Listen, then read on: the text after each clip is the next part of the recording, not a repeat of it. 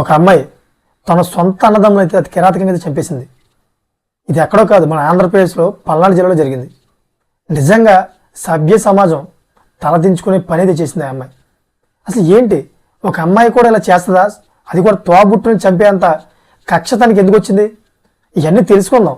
ఎందుకంటే ఒక ఆడపిల్ల, అది కూడా రక్తం పంచి పెట్టుకున్న ఒక అన్నదమ్ములు చంపేయడం అంటే ఎవరు కూడా నమ్మశక్యం కాదు. దీని గురించి పూర్తిగా తెలుసుకుందాం, రైజ్ చేద్దాం. ప్రతి ఒక్కరు కూడా తెలుసుకోవాలి. సరే, తెలుసుకునే ముందు మన వీడియో అయితే సబ్స్క్రైబ్ చేసుకోండి. మీకు ప్రతిదీ కూడా pin to pin, point to point ప్రతిదీ కూడా వివరిస్తాను. అసలు ఈ వీడియోలో ఏం జరుగుతుంది అనేది కూడా మీకు 5 minutesలో అయితే పూర్తిగా మీకు చూపిస్తాను. ఇంక లేట్ ఎందుకు, వీడియోకి వెళ్ళిపోతాం.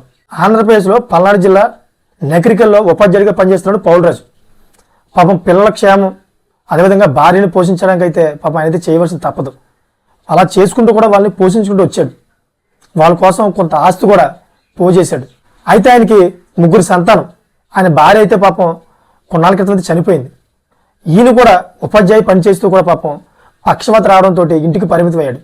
కొన్నాళ్ళ క్రితం ఆయన కూడా చనిపోయారు. అయితే పౌలరాజు పెద్ద కుమారుడు గోపికృష్ణ అదే మండలం గ్రామంలోని పోలీస్ స్టేషన్లో కానిస్టేబుల్గా విధులు నిర్వహిస్తున్నాడు. 2వ సంతానమైన కృష్ణవేణి కుటుంబ కలహాలతోటి భర్తనైతే వదిలేసి ఇంటికి వచ్చింది.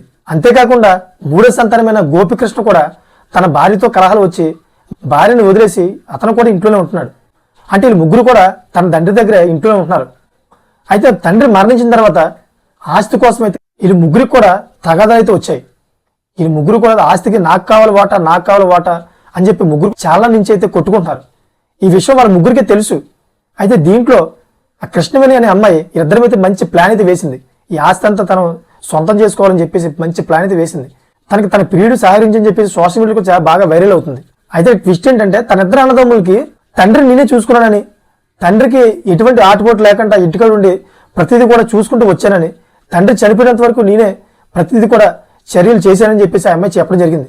అంతేకాకుండా తండ్రికి సంబంధించిన మొత్తం డబ్బంతా నాకే దక్కాలని గత కొంతకాలంగా ఇద్దరు అన్నదమ్ములతో అయితే గొడవ పడుతుంది ఆ అమ్మాయి.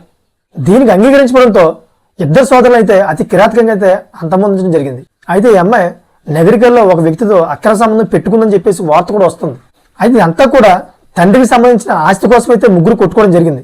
అయితే బడ్లమోటి పిఎస్కు తన అన్న విధులకు హాజరు కాకపోవడం, అయితే ఆ పోలీస్ స్టేషన్ ఎస్ఐ అయితే మెమో జారీ చేయడం, 2 రోజులైనా కానీ ఇంకా రెస్పాండ్ అవ్వకపోవడం.